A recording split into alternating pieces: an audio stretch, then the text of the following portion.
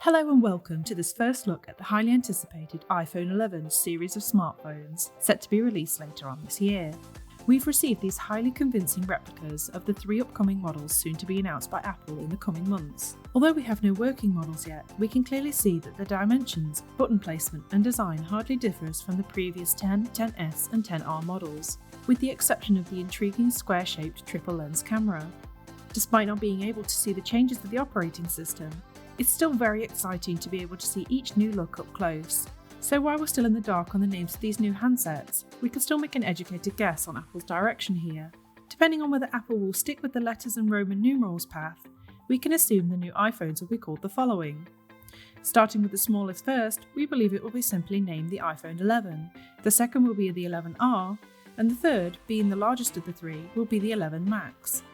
In terms of dimensions, the dummy units confirm that the new iPhone 11 series will exactly match their predecessors in terms of physical size. The dummy device also informs us that the screen sizes will be almost, if not exactly the same size as their predecessors, something which has been confirmed to us by Elixir and other screen protector manufacturers.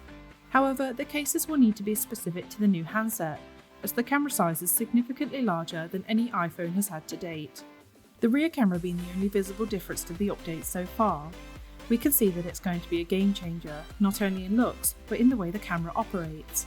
Many Apple fans are on the fence about this seemingly ugly looking camera, but I find the addition of the wide angle camera fascinating. From looking at the other ports and switches along the edges of the dummy, we can see that Apple has made the decision to keep everything relatively similar to the previous models. Although the rumours suggest a change from the Lightning port to USB-C, it seems they've left it alone for the time being, possibly keeping this for the next big update. On top of this, the mute switch still remains the same, squashing the rumours of another redesign. Even though the exterior is not much to go by, these signs still point towards a more internal update, making this sneak peek even more intriguing.